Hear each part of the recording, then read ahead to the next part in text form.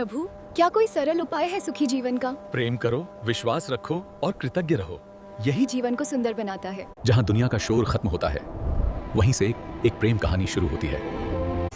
आज की यह मेरी कथा सुन लो, जिंदगी के सभी दुखों का अंत हो जाएगा।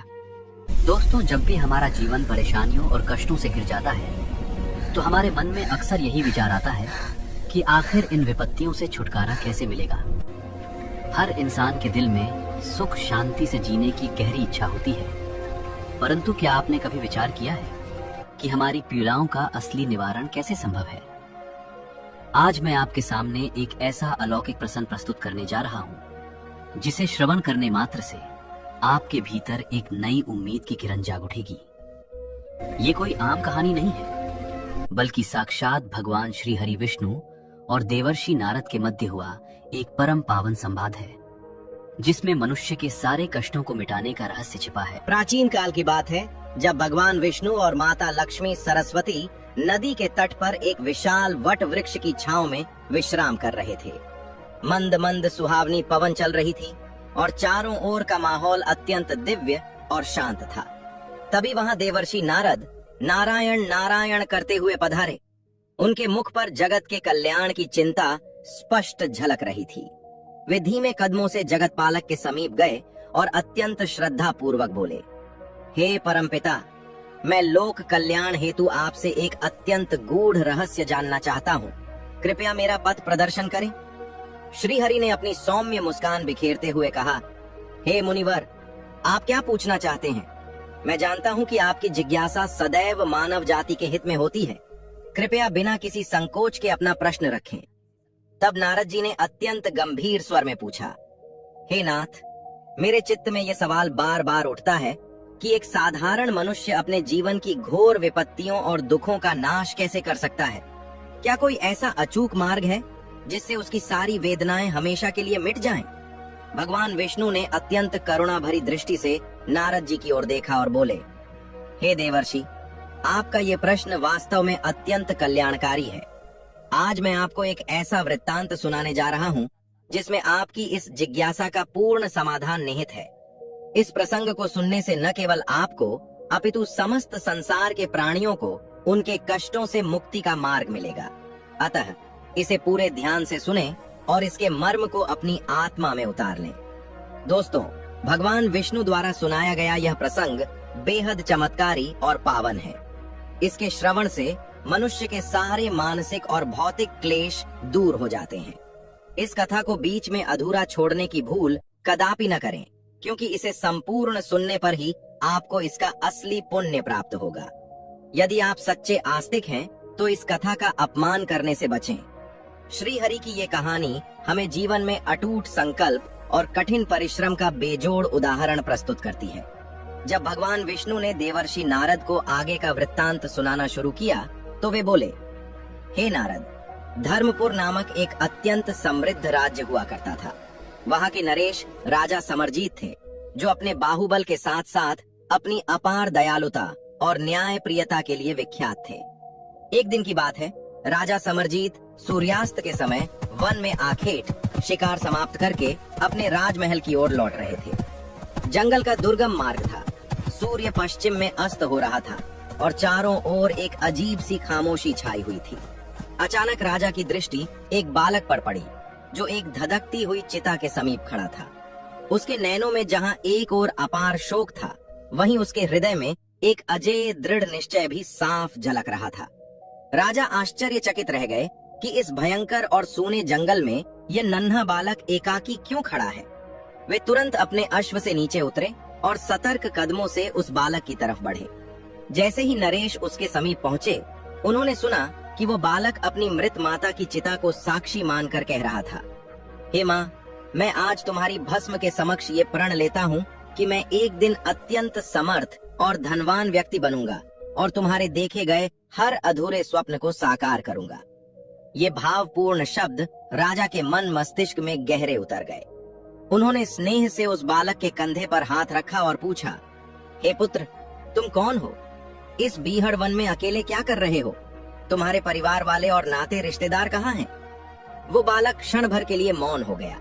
उसकी आंखों से अश्रुओं की धारा बह निकली, परंतु उसने अपना साहस बटोरा और राजा से बोला, हे राजन, मैं और मेरी माँ इसी भयानक वन में एकांत जीवन व्यतीत करते थे।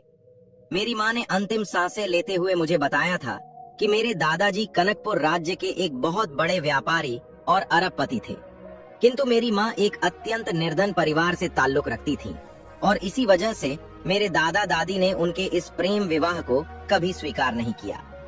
बालक ने एक लंबी आह भरी और आगे कहा, मेरे पिताजी का देहांत भी एक अशुभ घटना के रूप में लिया गया। वे एक दिन वाटिका में टहल रहे थे, तभी एक विषैले सर्प ने उन्हें डस लिया और तत्काल उनके प्राण पखेरु उड़ गए। इस हृदय विदारक घटना के बाद मेरे दादा दादी ने सारा दोष मेरी माँ के सिर मढ़ दिया। उन्होंने ताना मारा कि मेरी माँ के अपवित्र कदम इस घर में पड़ने से ही ये विनाश हुआ है।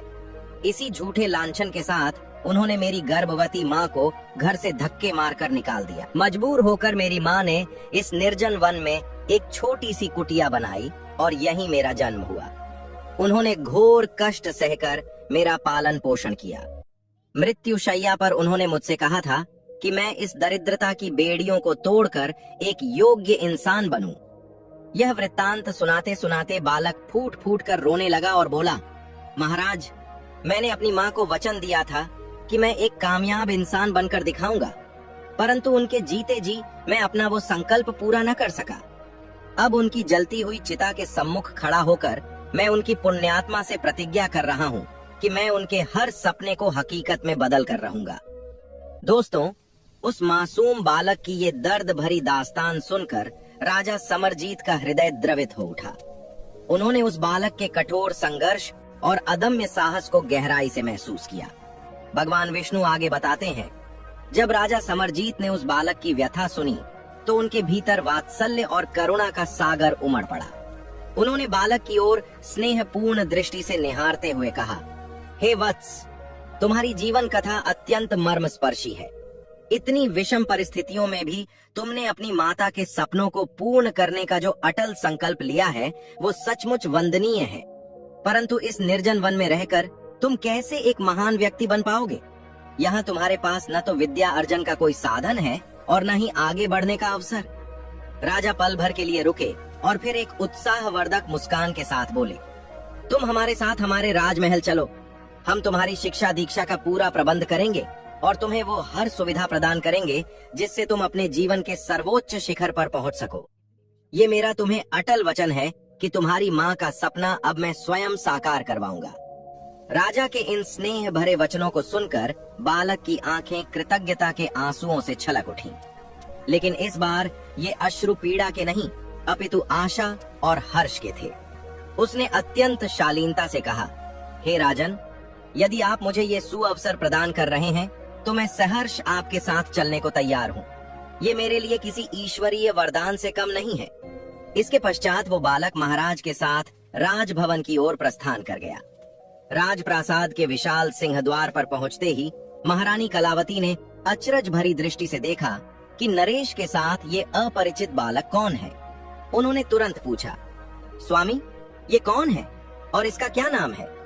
महाराज ने गर्व से उत्तर दिया, महारानी, इसका नाम वज्र है। आज से ये हमारे ही राजमहल में निवास करेगा और यहीं रहकर विद्यार्जन करेगा। इसका भविष्य अत्यंत उज्जवल है और मैं इसमें एक महान पुरुष की छवि देखता हूँ। किंतु महारानी के चित्त में संदेह के बादल घिरने लगे। उन्होंने मन ही मन विचार किया, महाराज भी न जाने कहां कहां से किसे भी उठा लाते हैं। ये राजमहल है, कोई अनाथ आश्रम थोड़े ही है। उनकी आंखों में असंतोष और दुविधा साफ झलक रही थी। राजा ने रानी के मौन और मुखाकृति को भांपते हुए कहा, महारानी, आप किस उधेरबुन में हैं? आज से वज्र आपके ही संरक्षण में रहेगा। जिस प्रकार आप अपने राजकुमार और राजकुमारी का लालन पालन करती हैं, उसी प्रकार इसका भी ध्यान रखना होगा। रानी ने एक ठंडी आह भरते हुए कहा, उचित है महाराज, जैसी आपकी आज्ञा। मैं इसका भी वैसे ही ध्यान रखूंगी जैसे अपने बच्चों का रखती हूँ। दोस्तों, भगवान श्रीहरि आगे देवर्षि नारद से कहते हैं, जब राजा समरजीत ने वज्र को राजभवन में लाकर आश्रय दिया तो वज्र के भाग्य का उदय होने लगा था। परंतु नियति कभी कभी कड़े इम्तिहान भी लेती है। उस रात्रि जब वज्र अपने कक्ष में सोने जा रहा था तो वो विचार कर रहा था कि मेरा भाग्य कितना प्रबल है कि मैं इस भव्य महल में आ पहुंचा, किंतु क्या ये वैभव मुझे आजीवन प्राप्त रहेगा? वही दूसरी तरफ महारानी के मस्तिष्क में एक अलग ही षड्यंत्र चल रहा था। वो सोच रही थी कि ये अनजान बालक क्या सच में इस राजमहल में रहने के लायक है? मुझे इसे यहाँ से खदेड़ने के लिए कोई न कोई चाल तो चलनी ही पड़ेगी। अगले दिन जब राजसी भोज का समय हुआ तो महारानी ने अपनी कुटिल चाल चलने का निश्चय किया। राजकुमार और राजकुमारी को स्वर्ण पात्रों, सोने की थाली में भोजन परोसा गया, जबकि वज्र को केवल एक सूखी पत्तल पर। जैसे ही वज्र ने यह सौतेला व्यवहार देखा, उसका सीना क्रोध की ज्वाला से धधक उठा। उसने विचार किया कि मैं इस भवन में एक अतिथि हूँ, फिर भी मेरे साथ ऐसा ओछा बर्ताव क्यों? क्या मैं जरा भी आदर के योग्य नहीं? वज्र ने क्षुब्ध होकर कहा, महारानी, मैं इस पत्तल पर भोजन ग्रहण नहीं करूंगा। महारानी ने एक व्यंग्यात्मक मुस्कुराहट के साथ पूछा, क्यों? क्या तुम पत्तल में खाने के आदी नहीं हो? वज्र ने शिष्टता परंतु दृढ़ता से उत्तर दिया, महारानी, मैं पत्तल पर अवश्य खा सकता हूँ, परंतु मुझे यह पक्षपात तनिक भी स्वीकार नहीं है। आप सब स्वर्ण पात्रों में भोजन कर रहे हैं और मेरे लिए यह तुच्छ पत्तल, यह मेरा सीधा सीधा तिरस्कार है। रानी ने उपहास करते हुए कहा, यदि तुम्हें राजसी ठाट से खाना है तो खाओ, अन्यथा भूखे रहो। यह कटु वचन सुनकर वज्र का हृदय छलनी हो गया। उसने अटल स्वर में उद्घोष किया, मैं तब तक अन्न का एक दाना ग्रहण नहीं करूंगा जब तक मुझे ससम्मान स्वर्ण पात्र में भोजन न परोसा जाए। इतना कहकर उसने उसी क्षण राजमहल का त्याग कर दिया और उल्टे पांव उसी भयानक वन की ओर लौट पड़ा जहां से वह आया था। मित्रों, जब महाराज समरजीत राज दरबार से लौटे और उन्हें इस वृत्तांत का भान हुआ तो वे सन्न रह गए। उन्होंने क्रोधित होकर रानी से पूछा, तुमने वज्र को स्वर्ण पात्र में भोजन क्यों नहीं दिया? रानी ने रूखे स्वर में उत्तर दिया, मैं तो बस उसकी परीक्षा ले रही थी, परंतु मुझे प्रतीत होता है कि वह अत्यंत अहंकारी और धूर्त है। उसमें कोई भी विशेष गुण नहीं है। वो अपने जीवन में कभी कुछ हासिल नहीं कर सकेगा। राजा ने एक लंबी सांस छोड़ी और कहा, महारानी, तुमने उसे पत्तल थमाकर जो उसकी निष्ठा परखनी चाहिए वह सर्वथा अनुचित था। उसे गहरा आघात लगा होगा। मुझे भय है कि कहीं वो इस अपमान के कारण महल छोड़कर न चला गया हो। इस पर रानी ने जोर से अट्टहास करते हुए कहा, महाराज, इस राजमहल का ऐशो आराम और विलासिता त्याग कर कोई मूर्ख ही जाएगा। परंतु राजा का मन आशंकित था। उन्होंने अविलंब वज्र को पूरे महल में तलाशना आरंभ किया, किंतु उसका कहीं कोई अता पता न था। राजा ने अत्यंत चिंतित स्वर में कहा, वो निश्चित रूप से वन में अपनी उसी कुटिया की ओर लौट गया होगा। मुझे तत्काल जाकर उस अनाथ बालक को मनाकर वापस लाना होगा। राजा तुरंत अपने अश्व पर सवार हुए और तेज गति से जंगल की ओर प्रस्थान कर गए। उधर वज्र उसी बीहर वन में वापस पहुंच चुका था जहां सरस्वती नदी के तट पर नैमिषारण्य नामक एक अति विशाल जंगल फैला हुआ था। ये जंगल इतना सघन था कि इसका कोई और छोर नजर नहीं आता था। इसी नैमिषारण्य वन में महर्षि तपोवन नाम के एक सिद्ध संत निवास करते थे, जो अत्यंत दयावान थे और हर राहगीर की निस्वार्थ सेवा किया करते थे। जब भी कोई मुसाफिर उस दुर्गम मार्ग से निकलता तो महर्षि उनसे सविनय अनुरोध करते कि वे कुछ घड़ियां उनकी कुटिया में सुस्ता लें और उसके पश्चात अपनी आगे की यात्रा पर जाएं। राहगीर भी उनका ये प्रेम पूर्ण निमंत्रण सहर्ष स्वीकार करते और कुटिया में थकान मिटाने के बाद आगे बढ़ जाते। परंतु दुर्भाग्यवश इसी वन में दस्यु भैरव नामक एक खूंखार डाकू का खौफ भी पसरा हुआ था। समय के काल चक्र में वो बालक वज्र ही अब क्रूर डाकू भैरव बन चुका था। ये लुटेरा यात्रियों को निर्दयता से लूटता था और जो भी उसे अपनी संपत्ति सौंपने में आनाकानी करता वो उसकी क्रोधाग्नि में भस्म हो जाता। राहगीर उस रास्ते से गुजरने से पूर्व 100 बार विचार करते, क्योंकि यदि उनका सामना डाकू भैरव से हो गया तो उनका सर्वस्व छिनना निश्चित था। जब इस दस्यु का आतंक चरम सीमा पर पहुंच गया, सेट पास के ग्रामीण उससे बुरी तरह भयभीत रहने लगे। हर व्यक्ति उसकी बर्बरता से कांपता था। एक दिन ग्राम के सभी शूरवीर युवा एकत्रित हुए और उन्होंने डाकू भैरव का अंत करने की एक ठोस रणनीति तैयार की। उनमें से एक साहसी युवक ने कहा, साथियों, भैरव का दुस्साहस दिन प्रतिदिन बढ़ता ही जा रहा है। यदि हम सब एकजुट होकर उसे चारों तरफ से घेर लें और अचानक धावा बोल दें, तो वो हमारे प्रहारों के आगे टिक नहीं सकेगा। हम उसे बंदी बनाकर उसका शीश धड़ से अलग कर सकते हैं और इस नित्य के खौफ से हमेशा के लिए मुक्ति पा सकते हैं। उपस्थित सभी लोगों ने एक स्वर में इस प्रस्ताव का समर्थन किया और कहा, तुम्हारा विचार बिल्कुल सटीक है। अब तनिक भी विलंब करना उचित नहीं। आज ही प्रस्थान करते हैं और उस भैरव पर आक्रमण करके उसका नामो निशान मिटा देते हैं। दोस्तों, भगवान विष्णु ने कथा को आगे बढ़ाते हुए कहा, हे देवर्षि, उसी क्षण गांव के समस्त लोग अपने अपने प्राण घातक अस्त्र शस्त्र धारण करके नैमिषारण्य के उस बीहड़ वन की ओर कूच कर गए। उनके हृदयों में असीम पराक्रम और क्रोध की ज्वाला धधक रही थी। वन की सीमा में प्रवेश करते ही वे ऊंचे स्वर में सिंह गर्जना करने लगे। ओ लुटेरे भैरव, कहाँ दुबका बैठा है? आज तू हमारे हाथों से जीवित नहीं बचेगा। हम तेरा काल बनकर आए हैं। डाकू भैरव, जो उस समय घनी झाड़ियों की ओट में घात लगाए बैठा था, ये भीषण कोलाहल सुनकर सिहर उठा। उसने देखा कि भारी तादाद में ग्रामीण उसके विरुद्ध एकजुट हो गए हैं और उसे हर दिशा से घेरने का प्रयास कर रहे हैं। उसके मन में विचार आया, यदि आज मैं इन क्रोधित ग्रामीणों के हत्थे चढ़ गया तो मेरी मृत्यु निश्चित है। मुझे किसी भी प्रकार यहाँ से प्राण बचाकर भागना ही होगा, अन्यथा ये लोग मेरे टुकड़े टुकड़े कर देंगे। भैरव बिना एक क्षण गवाए वहाँ से उल्टी दिशा में बेतहाशा दौड़ पड़ा और हांफते भागते हुए उसकी दृष्टि अचानक एक महात्मा की शांत कुटिया पर जा पड़ी। वह अत्यंत तीव्र गति से श्वास ले रहा था, मानो उसके प्राण कंठ में अटक गए हों। उसने मन ही मन विचार किया, मुझे इसी कुटिया में शरण लेनी चाहिए। संभवतः महात्मा मेरी कोई सहायता कर सके। वह हाफता हुआ कुटिया के द्वार पर पहुंचा। महर्षि तपोवन ने उसे इस दयनीय अवस्था में देखा। महर्षि ने अत्यंत शांत और मधुर स्वर में पूछा, हे वत्स, तुम कौन हो? इस प्रकार क्यों हाफ रहे हो और इस बीहड़ वन में एकाकी क्या कर रहे हो? भैरव ने हाथ जोड़कर कांपते हुए स्वर में कहा, हे मुनिवर, मैं कोई भगोड़ा नहीं हूँ। मेरा नाम भैरव है और मैं एक घोर संकट में फंस गया हूँ। कुछ लोग मेरे प्राण लेने हेतु इस वन में मुझे खोज रहे हैं।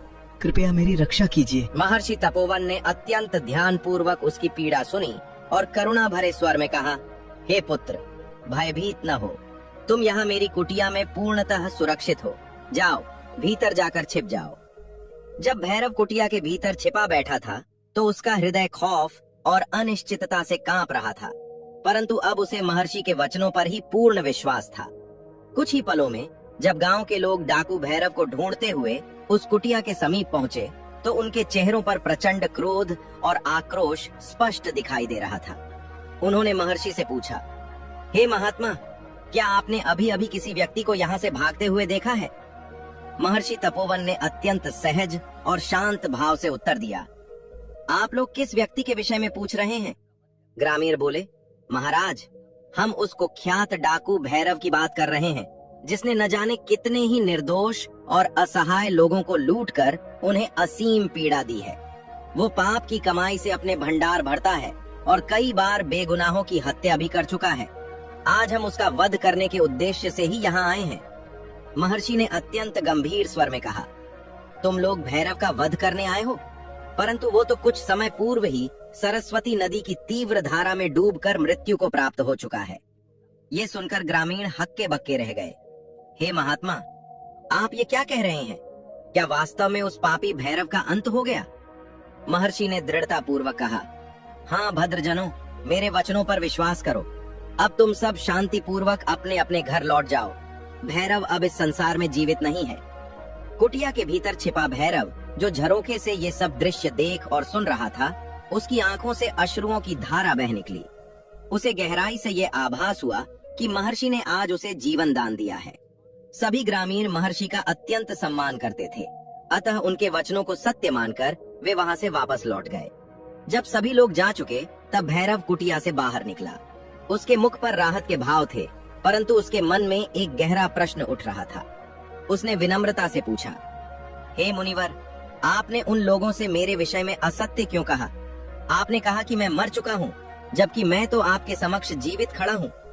महर्षि तपोवन ने एक हल्की सी मुस्कान के साथ कहा, हे वत्स, मैंने तनिक भी असत्य नहीं कहा। तुम्हारे भीतर जो वह डाकू बसा था, उसकी मृत्यु हो चुकी है। तुम मृत्यु के भय से भागकर मेरी शरण में आए, क्योंकि अब तुम्हारे भीतर उस क्रूर लुटेरे की आत्मा शेष नहीं रही। तुम्हारा यह अंतर्द्वंद ही तुम्हें खींचकर मेरे पास ले आया है। भैरव ने महर्षि की आंखों में देखा और उसे धीरे धीरे ये बोध होने लगा कि उनके इन वचनों में कितना गूढ़ रहस्य छिपा है। उसने नतमस्तक होकर कहा, हे महात्मा, आपके वचन 100% सत्य हैं। आज आपने केवल मेरे प्राणों की ही नहीं, अपितु मेरी भटकती हुई आत्मा की भी रक्षा की है। महर्षि ने अपने वात्सल्यपूर्ण स्वर में कहा, हे पुत्र, धन लूटकर और निर्दोषों को रुलाकर तुम्हें आज तक क्या प्राप्त हुआ? क्या तुम कभी निडर होकर एक पल भी जी सके? नहीं, तुम सदैव भय के साए में जिए। हर क्षण तुम्हें यही चिंता खाए जाती थी कि कोई तुम्हारा वध न कर दे। तुमने कभी सुकून की एक सांस तक नहीं ली।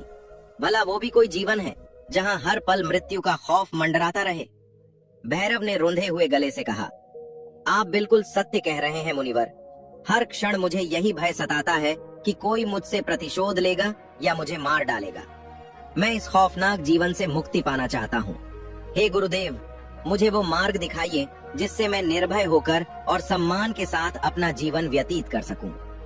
महर्षि तपोवन ने भैरव की ओर एक पिता के समान स्नेहिल दृष्टि से देखा और कहा, पुत्र, यदि तुम वास्तव में अपने जीवन का कायाकल्प करना चाहते हो, यदि तुमने यह दृढ़ निश्चय कर लिया है कि अब तुम पाप और भय के अंधकार से निकलकर प्रकाश की ओर बढ़ना चाहते हो, तो मेरे पीछे पीछे चले आओ। मैं तुम्हें वह पथ दिखाऊंगा जो तुम्हारे संपूर्ण जीवन को बदल कर रख देगा। मित्रों, भगवान श्रीहरि ने देवर्षि नारद से आगे कहा, हे देवर्षि। तत्पश्चात महर्षि तपोवन वहां से एक ऊंचे पर्वत की ओर प्रस्थान कर गए और भैरव चुपचाप उनके पीछे पीछे चलने लगा।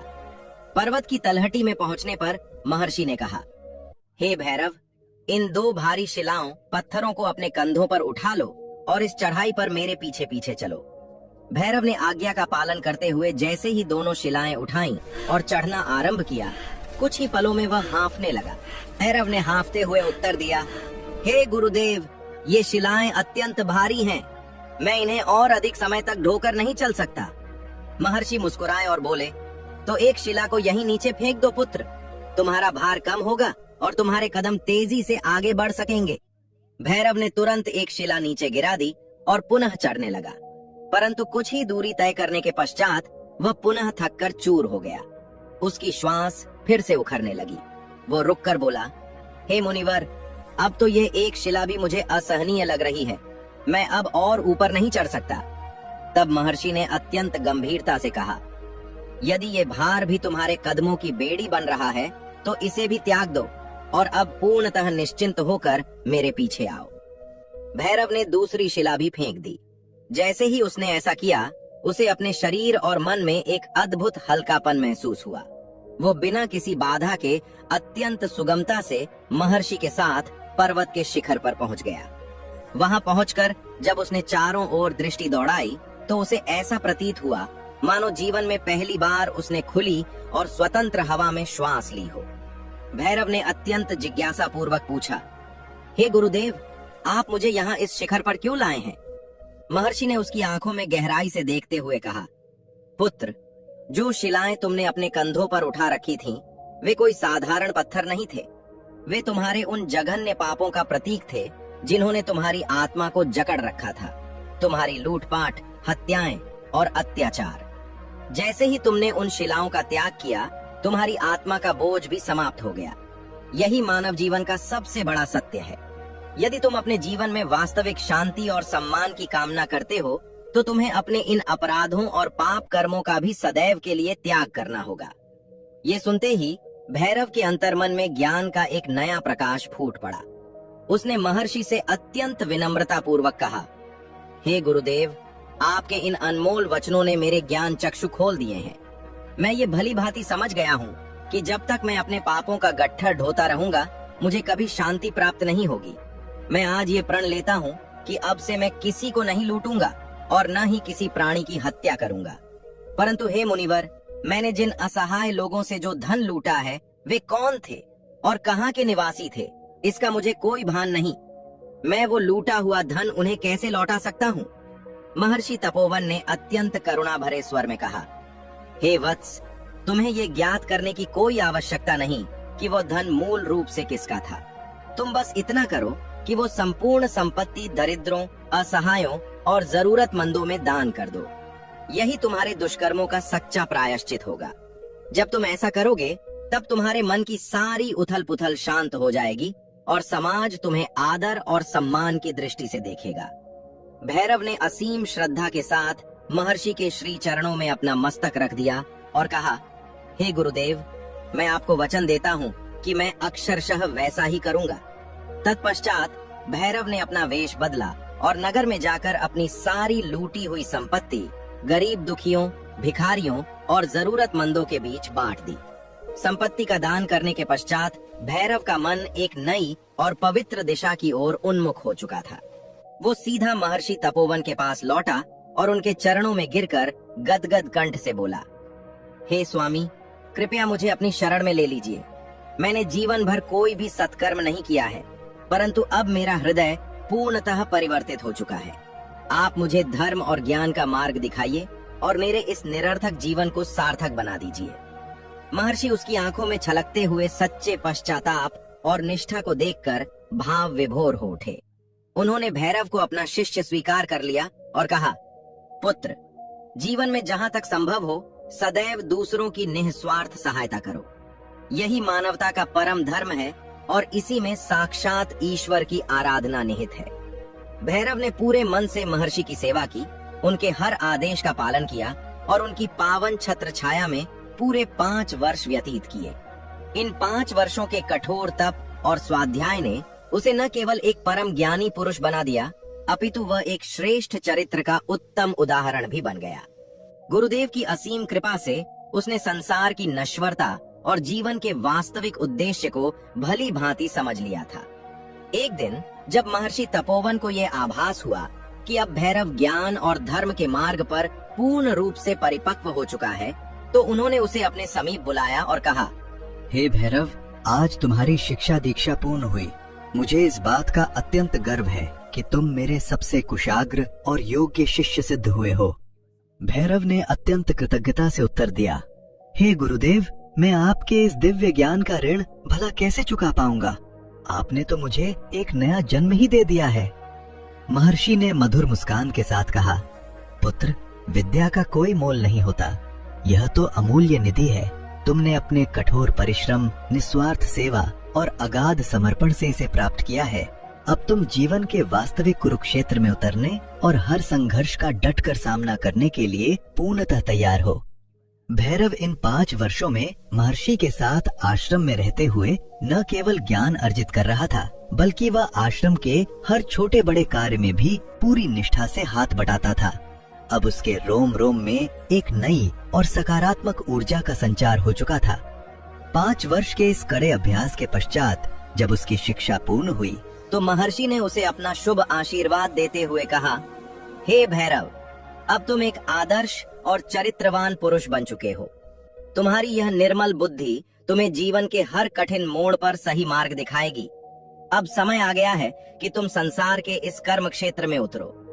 ये सुनकर भैरव ने अत्यंत विनम्रता से पूछा, हे गुरुदेव, अब मुझे आगे क्या करना चाहिए? मेरा भविष्य किस दिशा में है? महर्षि ने अत्यंत गंभीर स्वर में उत्तर दिया, पुत्र, तुम्हारे समक्ष अभी एक लंबा जीवन शेष है। अब तुम्हें कोई न कोई श्रेष्ठ कर्म करके अपना जीवन यापन करना होगा। इस संसार में जो व्यक्ति निरंतर कर्मशील रहता है, वही सफलता के शिखर को चूमता है। जाओ, अपनी इस परिष्कृत बुद्धि और अदम्य साहस के बल पर जीवन रूपी संग्राम के एक सफल योद्धा बनो। परंतु भैरव के मन में एक गहरा संशय अभी भी था। उसने कुछ निराश होकर कहा, किंतु गुरुदेव, मेरी छवि तो चारों ओर एक क्रूर डाकू के रूप में कुख्यात है। भला मुझ जैसे कलंकित व्यक्ति को कौन आश्रय देगा? कौन मुझ पर रत्ती भर भी विश्वास करेगा? महर्षि ने उसकी इस निराशा को समझते हुए उसे ढाढ़स बंधाया और कहा, हे भैरव, तुमने अपने अतीत में जो कुछ भी अनुचित किया वह अब समाप्त हो चुका है। अब तुम भीतर से पूरी तरह बदल चुके हो और यही तुम्हारा सच्चा स्वरूप है। जीवन में वही मनुष्य सफलता प्राप्त करता है जो अपने काले अतीत से सीख लेकर वर्तमान में एक नई शुरुआत करता है। जाओ, अपनी इस नवीन विचारधारा और निर्मल बुद्धि का संबल लेकर जीवन की हर चुनौती का डट कर सामना करो। गुरुदेव के इन प्रेरक वचनों को सुनकर भैरव ने यह दृढ़ निश्चय किया कि वह धर्मपुर राज्य जाएगा। यह वही धर्मपुर राज्य था जहां कभी राजा समरजीत ने उसे आश्रय दिया था, परंतु महारानी ने उसे घोर अपमानित करके राजमहल से निकाल दिया था। जब भैरव धर्मपुर की सीमा में पहुंचा तो उसे यह ज्ञात हुआ कि वहां के मुख्यमंत्री का आकस्मिक निधन हो गया है और वह महत्वपूर्ण पद इस समय रिक्त पड़ा है। संपूर्ण राज्य इस गरिमामयी पद के लिए एक अत्यंत योग्य और बुद्धिमान व्यक्ति की तलाश में था और उसी दिन राज दरबार में नए मंत्री के चयन हेतु एक विशेष सभा का आयोजन होने वाला था। वज्र, जिसने अब अपना नाम बदलकर तेजस रख लिया था, ठीक उसी समय राज दरबार में उपस्थित हुआ और एकदम शांत रहकर उस सभा में चल रही हर चर्चा को गहराई से सुनने लगा। राज सिंहासन पर महाराज समरजीत विराजमान थे। तभी सेना नायक ने निवेदन किया, महाराज, मुख्यमंत्री के आकस्मिक निधन से यह सर्वोच्च पद रिक्त हो गया है। इसे अधिक समय तक खाली रखना राज्य के हित में उचित नहीं है। महाराज ने गंभीरता पूर्वक अपनी सहमति में सिर हिलाया और कहा, सेना नायक जी, आपका कथन पूर्णतः सत्य है। हमारी सदियों पुरानी राजसी परंपरा के अनुसार अब यह मंत्री पद उनके ही पुत्र प्रबल को सौंपा जाएगा। सेना नायक ने थोड़ा झिझकते हुए अपनी शंका व्यक्त की, किंतु महाराज, क्या प्रबल इतने बड़े दायित्व को संभालने के योग्य है? महाराज ने तनिक कठोर और अटल स्वर में उत्तर दिया, वह योग्य हो अथवा न हो, राजघराने की परंपरा यही कहती है कि यह अधिकार उसी का है। हम अपनी प्राचीन परंपराओं का खंडन नहीं कर सकते। हम आज ही भरे दरबार में इसकी अधिकृत घोषणा करेंगे। यह सुनते ही वज्र, जो वहां तेजस के वेश में खड़ा था, उसने अपना साहस बटोरा और आगे बढ़कर निर्भीकता से बोला, क्षमा करें महाराज, परंतु समय के साथ रूढ़िवादी परंपराओं का त्याग करना ही सच्ची बुद्धिमत्ता है। यदि कोई महत्वपूर्ण पद किसी सुयोग्य व्यक्ति को सौंपा जाए तो उसमें संपूर्ण राज्य का असीम कल्याण छिपा होता है। तेजस के इन निडर वचनों से पूरे दरबार में सन्नाटा छा गया। उसने आगे बढ़कर पुनः कहा, महाराज, मेरा नाम तेजस है और मैं इस गरिमामयी मंत्री पद के लिए स्वयं को एक योग्य उम्मीदवार के रूप में प्रस्तुत करना चाहता हूँ। वज्र ने जानबूझकर अपना असली नाम और पहचान गुप्त रखी ताकि महाराज समरजीत उसे पहचान न सकें, क्योंकि अब कई वर्ष बीत चुके थे और महाराज के चेहरे पर भी बुढ़ापा झलकने लगा था। फिर तेजस ने पूरे आत्मविश्वास के साथ कहा, महाराज, आप मेरी जितनी चाहें उतनी कठिन परीक्षा ले सकते हैं। यदि मैं आपकी कसौटी पर पूर्णतः खरा उतरा तो उत्तम है, अन्यथा आप मुझे जो भी कठोर दंड देना चाहें मैं सहर्ष स्वीकार करूंगा। महाराज समरजीत ने उस युवक की आंखों में झलकते अदम्य तेज और साहस को देखा और बोले, हे युवक, तुम्हारी यह बात तर्क संगत है कि राज्य की भलाई के लिए परंपराएं बदली जा सकती हैं, परंतु हम तुम्हारी इस सलाह पर तभी विचार करेंगे जब तुम हमारी एक अत्यंत जटिल परीक्षा में सफल होगे। हम प्रबल और तुम्हारी दोनों की एक समान परीक्षा लेंगे। जो भी इस कठिन चुनौती में विजयी होगा वही हमारे धर्मपुर राज्य का नया मंत्री बनेगा। यह निर्णय सुनते ही राज दरबारियों में एक अजीब सी हलचल और उत्साह दौड़ गया। सभी लोग अपनी सांसें रोककर उस अद्भुत और चुनौतीपूर्ण परीक्षा की प्रतीक्षा करने लगे। महाराज समरजीत के आदेशानुसार राज दरबार में स्वर्ण जड़ित म्यानों में रखी 2 बहुमूल्य तलवारें मंगवाई गईं। महाराज ने एक तलवार प्रबल को सौंपी और कहा, प्रबल, तुम्हें उत्तर दिशा की ओर प्रस्थान करना है और वहाँ के पड़ोसी राज्य कलिंग नगर के महाराज भद्र प्रताप को यह भेंट सौंपनी है। इसके पश्चात महाराज ने दूसरी स्वर्ण तलवार तेजस को दी और कहा, तेजस, तुम्हें पश्चिम दिशा में स्थित सीमावर्ती राज्य सुवर्णगिरी जाना है और वहाँ के नरेश सूर्यकांत तक यह भेंट पहुँचानी है। यह एक अत्यंत दुर्गम कार्य है और यही तुम दोनों की वास्तविक परीक्षा होगी। तेजस, जो वास्तव में वज्र था, ने अत्यंत श्रद्धा से उस तलवार को नमन किया और दृढ़ निश्चय के साथ कहा, महाराज, मैं इस उत्तरदायित्व को पूर्ण समर्पण और सत्य निष्ठा के साथ निभाऊंगा। उसकी आंखों में एक अजीब सी चमक और होठों पर एक सौम्य मुस्कान थी, मानो उसने मन ही मन इस परीक्षा को पहले ही पार कर लिया हो।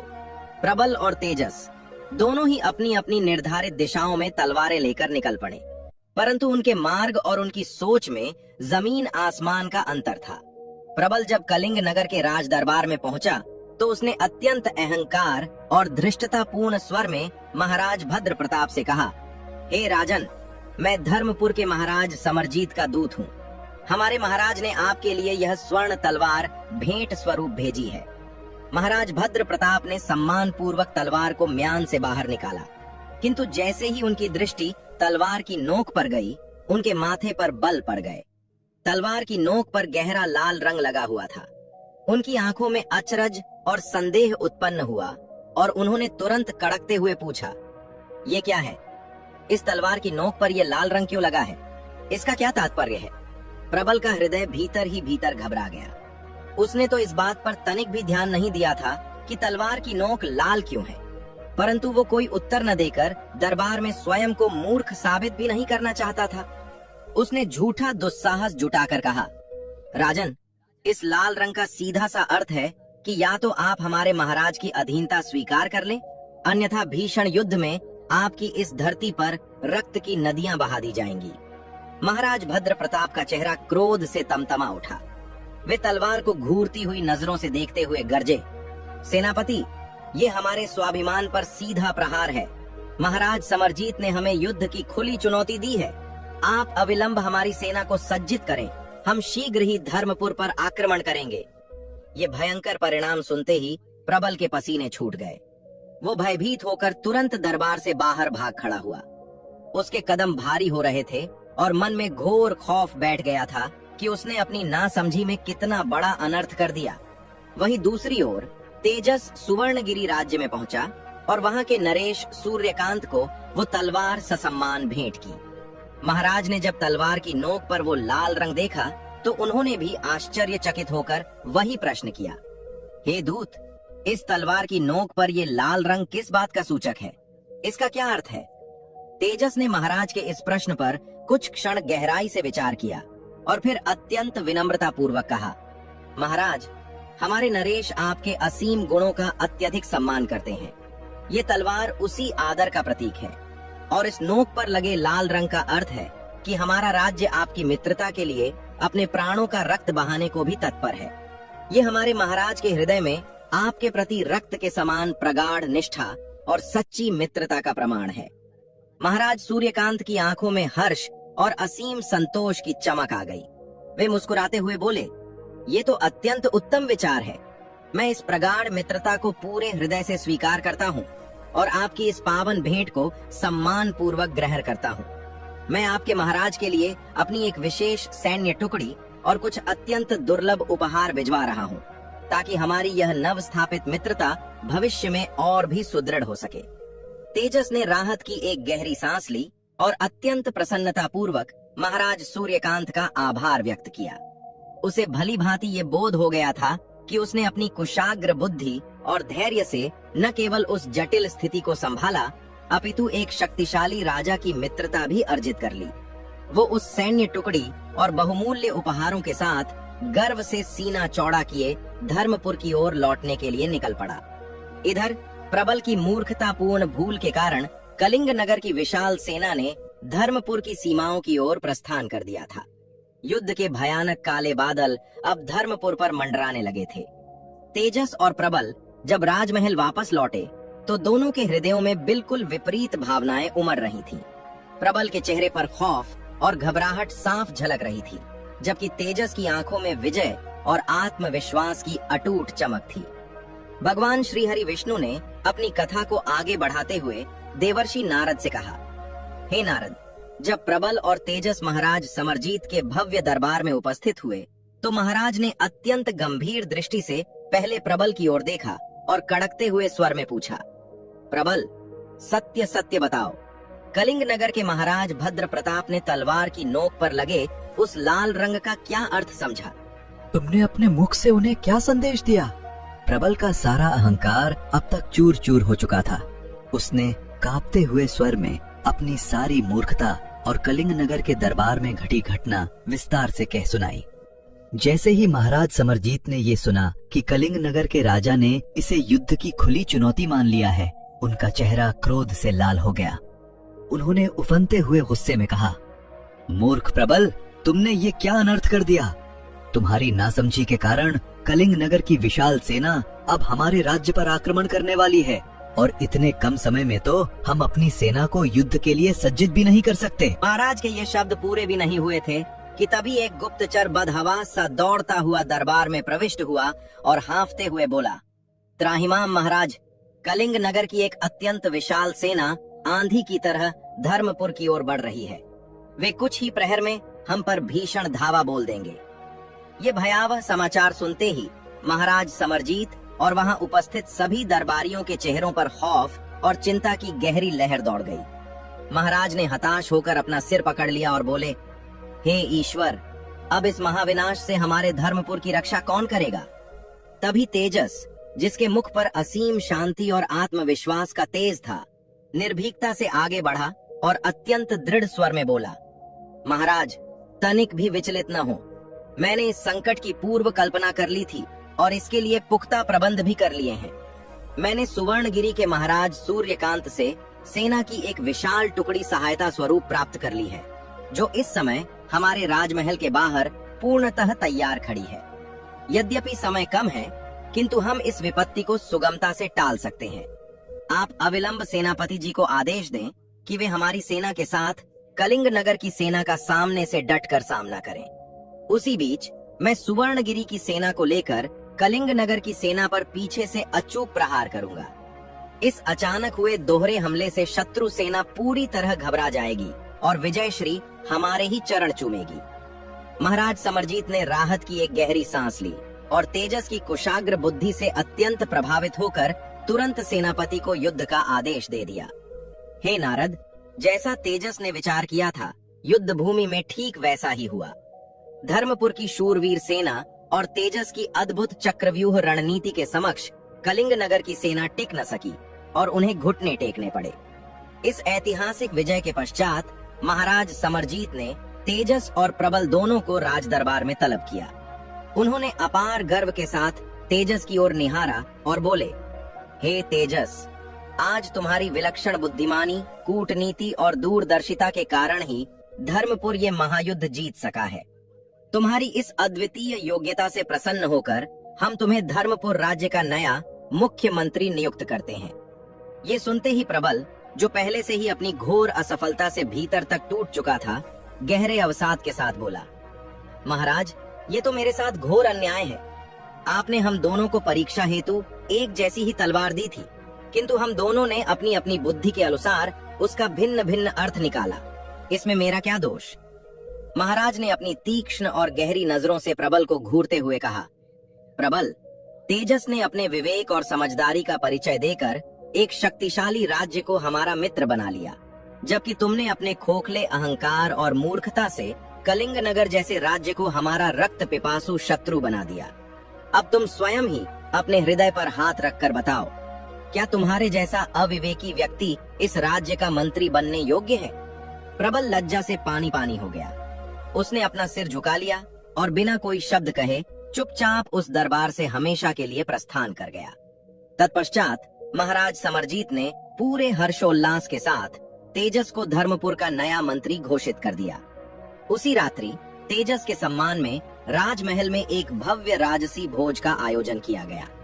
उस दिन स्वयं महारानी कलावती ने अपने हाथों से तेजस को भोजन परोसा। जैसे ही महारानी ने एक चमकती हुई चांदी की थाली में उसे 56 भोग परोसे, तेजस ने एक अत्यंत सौम्य और रहस्यमयी मुस्कान के साथ कहा, महारानी जी, मुझे क्षमा कीजिएगा, किंतु मैं इस चांदी की थाली के स्थान पर स्वर्ण पात्र सोने की थाली में भोजन ग्रहण करना अधिक पसंद करूंगा। महारानी ये सुनकर किंचित अचंभित हुई, किंतु उन्होंने सहजता से कहा, ठीक है मंत्री जी, हम अभी इसका उत्तम प्रबंध किए देते हैं। जब तेजस के समक्ष सोने की थाली प्रस्तुत की गई, तो उसने महारानी की आंखों में गहराई से देखते हुए अत्यंत गंभीर और भावपूर्ण स्वर में कहा, महारानी जी, क्या आपको वर्षों पूर्व का वो दिन स्मरण है जब आपने एक भूखे बालक को अपमानित कर स्वर्ण पात्र की जगह एक सूखी पत्तल पर भोजन परोसा था? और उस स्वाभिमानी बालक ने ये अटल प्रतिज्ञा की थी कि वो इस राजमहल में अन्न का एक दाना भी तभी ग्रहण करेगा जब उसे ससम्मान सोने की थाली में भोजन परोसा जाएगा। ये सुनते ही महारानी कलावती के मस्तिष्क में वो पुरानी स्मृति बिजली की भांति कौंध गई। वे हक्की बक्की रह गईं और धीमे से बोली, हाँ, मुझे वो उद्दंड बालक भली भांति स्मरण है। परंतु परंतु तुम उस बालक के विषय में ये सब इतना सूक्ष्मता से कैसे जानते हो? तेजस की आंखों से कृतज्ञता के अश्रु छलक आए। उसने अत्यंत विनम्रता से अपने दोनों हाथ जोड़कर कहा, महारानी जी, मैं तेजस वास्तव में वही अनाथ और तिरस्कृत बालक वज्र हूँ जिसे आपने वर्षों पूर्व इस महल से दुत्कार कर निकाल दिया था। महारानी अवाक रह गईं।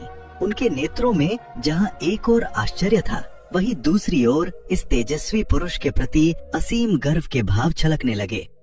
महाराज समरजीत ने एक गगनभेदी ठहाका लगाते हुए कहा, देख लो महारानी, जिस बालक को तुमने कभी तुच्छ और अयोग्य समझा था, आज वही बालक अपनी योग्यता के बल पर धर्मपुर के तख्त का मुख्यमंत्री बन चुका है।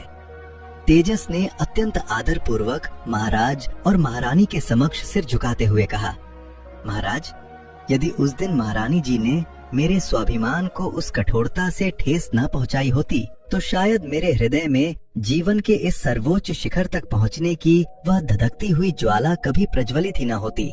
मैं अपने उस तिरस्कार के लिए महारानी जी का आजीवन ऋणी रहूंगा। यह सुनकर महाराज और महारानी का हृदय गदगद हो गया और उन्होंने पूर्ण सम्मान के साथ उसे गले लगा लिया। तेजस ने अपने मंत्री पद का दायित्व अत्यंत सत्यनिष्ठा और कुशलता से निभाया और धर्मपुर राज्य को प्रगति के एक नए शिखर पर स्थापित कर दिया। इस घटना के लगभग 5 वर्ष पश्चात एक दिन महाराज समरजीत ने तेजस को अपने कक्ष में बुलाया। उन्होंने एक मुहरबंद पत्र उसे सौंपते हुए कहा, तेजस, हमारे पड़ोसी राज्य उधमपुर में इन दिनों भयंकर चोरी और लूटपाट की घटनाओं ने हाहाकार मचा रखा है। वहाँ के नरेश शशिकांत सिंह ने हमसे विशेष सहायता की गुहार लगाई है। मेरी यह प्रबल इच्छा है कि तुम वहाँ जाओ और अपनी इसी अद्भुत कुशाग्र बुद्धि से उधमपुर को उन पापियों से मुक्त कराओ। महाराज की आज्ञा पाकर तेजस अपने तीव्रगामी अश्व पर सवार हुआ और वायु वेग से उधमपुर की ओर निकल पड़ा। दिन रात की अनवरत यात्रा के पश्चात वो महाराज शशिकांत सिंह के दरबार में जा पहुंचा। दरबार की शांत और गंभीर बेला में उसकी ओजस्वी ध्वनि गूंजी, महाराज की जय हो।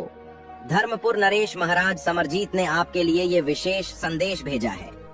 महाराज शशिकांत ने अत्यंत गंभीरता से वो पत्र लिया और उसका वाचन किया। पत्र में स्वर्णाक्षरों में अंकित था, इस तेजस्वी पत्रवाहक का नाम तेजस है।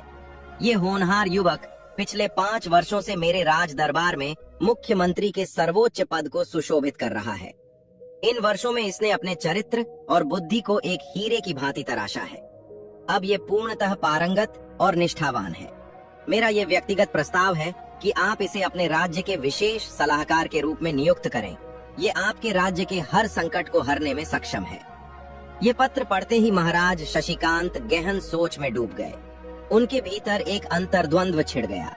वे भली भांति जानते थे कि ये तेजस कोई और नहीं बल्कि एक समय का कुख्यात दस्यु डाकू भैरव है, जिसका नाम सुनकर ही कभी लोग कांप उठते थे। उनके मन में शंका उठी कि क्या एक पूर्व डाकू को राज्य का इतना संवेदनशील और महत्वपूर्ण पद सौंपना न्याय संगत होगा। परंतु दूसरे ही क्षण उनके मन ने गवाही दी, यदि महाराज समरजीत जैसे महान और दूरदर्शी शासक ने स्वयं इसकी सिफारिश की है, तो निश्चित ही इस व्यक्ति ने अपने भीतर के उस अंधकार को पूर्णतः नष्ट कर दिया होगा। उन्होंने एक गहरी दृष्टि से तेजस की ओर देखा और गंभीर स्वर में पूछा, हे युवक, तुम्हारा परिचय क्या है? जी महाराज, मेरा नाम तेजस है, उसने अत्यंत शालीनता और स्पष्टता से उत्तर दिया। महाराज शशिकांत के चेहरे पर एक विश्वास भरी मुस्कान उभर आई। उन्होंने कहा, तेजस, आज से तुम हमारे उधमपुर राज्य के विशेष सलाहकार हो। तेजस ने आदर पूर्वक अपना मस्तक झुकाया और कहा, महाराज, ये मेरा परम सौभाग्य है। मैं अपने प्राणों की बाजी लगाकर भी आपके इस विश्वास की रक्षा करूंगा। अगले दिन सूर्योदय के साथ ही महाराज शशिकांत ने तेजस को अपने साथ मुख्य राज दरबार में बुलाया और एक ऊंचे आसन की ओर संकेत करते हुए कहा, तेजस, आज से ये तुम्हारा सम्मानजनक स्थान होगा। तेजस ने अपना स्थान ग्रहण ही किया था कि अचानक दरबार में न्याय की गुहार लगाते हुए कुछ लोग उपस्थित हुए। उनमें 3 पुरुष और एक अत्यंत वृद्ध महिला थी, जिसके चेहरे पर खौफ और विवशता साफ झलक रही थी। एक पुरुष ने क्रोधित स्वर में आगे बढ़कर कहा, महाराज न्याय कीजिए, इस धूर्त बुढ़िया ने हमारा सारा धन हड़प लिया है, कृपा करके हमारा धन वापस दिलवाइए। तेजस ने अत्यंत शांत परंतु गंभीर स्वर में कहा, पहले अपनी पूरी बात विस्तार से बताओ, तभी कोई न्यायोचित निर्णय लिया जा सकेगा। उस वृद्ध महिला ने कांपते कदमों से आगे बढ़कर कहा, महाराज ये तीनों सर्वथा झूठ बोल रहे हैं, मैं आपको पूरी सच्चाई बताती हूँ। दरबार में सुई पटक सन्नाटा छा गया। सभी उस वृद्धा की कहानी सुनने को आतुर हो गए। वृद्धा ने अपनी व्यथा सुनाते हुए कहा, महाराज ये चारों व्यापारी आपके राज्य में व्यापार करने आए थे और इन्होंने अपार मुनाफा कमाया था। एक दिन ये चारों मेरे द्वार पर आए और बोले, बूढ़ी माँ हम यहाँ नए हैं और हमारे पास प्रचुर धन है, कृपया हमारे धन की रक्षा करो।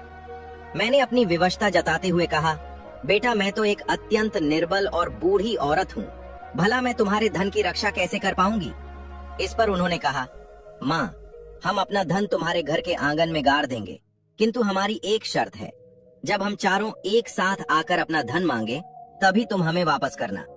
यदि हम में से कोई अकेला आकर मांगे तो उसे कदापि मत देना। मैंने सोचा कि ये तो सरल कार्य है, परंतु मैंने पूछा, इसमें मेरा क्या लाभ है। उन्होंने मुझे भी कुछ धन देने का प्रलोभन दिया और मैंने उनकी बात मान ली। तत्पश्चात उन्होंने मेरे आंगन में एक गहरा गड्ढा खोदा और सारा धन वहीं गाड़ दिया। शाम को जब वे भोजन करने आते तो पूछते, माँ हमारा धन सुरक्षित तो है? मैं हंसकर कहती, हाँ बेटा तुम्हारा धन पूरी तरह सुरक्षित है। एक बार उन्होंने अपनी तसल्ली के लिए धन निकाल कर भी देखा तो वह ज्यों का त्यों था। मेरी ईमानदारी से प्रसन्न होकर उन्होंने मुझे 5 स्वर्ण मुद्राएं इनाम में दी। मेरी आंखों में खुशी के आंसू आ गए और मैंने उन्हें ढेरों आशीर्वाद दिए। वृद्धा की आवाज अचानक भारी हो गई, मानो कोई गहरा घाव हरा हो गया हो। उसने रुंधे गले से कहा, परंतु महाराज उन चारों में से एक व्यापारी के मन में लालच का विष खुल गया। उसने सोचा कि यदि वह मुझे धोखा देकर सारा धन लेकर भाग जाए तो उसका जीवन ऐशो आराम से कटेगा। एक दिन जब ये चारों मेरे घर के बाहर एक पेड़ की छांव में चौपड़ खेल रहे थे तो उस कपटी ने एक चाल चली। उसने अपने साथियों से बहाना बनाया और मेरे पास आकर बोला, बूढ़ी माँ मुझे और मेरे साथियों को तुरंत सारा धन चाहिए, उन्होंने ही मुझे भेजा है। मैंने आश्चर्य से पूछा, अचानक इतनी बड़ी रकम की क्या आवश्यकता आ पड़ी। उसने बड़ी चतुराई से कहा, यदि यकीन न हो तो बाहर जाकर मेरे साथियों से ही पूछ लो। मैं बाहर गई और चौपड़ खेल रहे उन तीनों से जोर से पूछा, क्या तुमने सच में इसे भेजा है? मैं दे दूं? उन तीनों ने बिना सोचे समझे, ये सोचकर कि मैं भोजन के विषय में पूछ रही हूँ, कह दिया, हाँ बूढ़ी माँ जल्दी कर दो। अब मेरे मन में कोई संदेह न रहा। मैंने भीतर आकर उस व्यक्ति से कहा, जाओ बेटा अपना धन निकाल लो। वो कपटी मन ही मन अपनी सफलता पर मुस्कुरा रहा था। उसने तेजी से गड्ढा खोदा और धन से भरे 2 भारी थैले बाहर निकाल लिए। तभी उसने मुझसे कहा, माँ जरा 1 लोटा जल पिला दो, बहुत प्यास लगी है। मैं भोली बुढ़िया उसके छल को क्या समझती। जैसे ही मैं जल लेने भीतर गई, उस धोखेबाज ने धन के दोनों थैले उठाए और पिछवाड़े में छिपाए अपने घोड़े पर सवार होकर पलक झपकते ही रफू चक्कर हो गया। उधर बाहर बैठे उसके साथी प्रतीक्षा कर रहे थे कि उनका मित्र अभी तक लौटा क्यों नहीं। वे भीतर आए और बोले,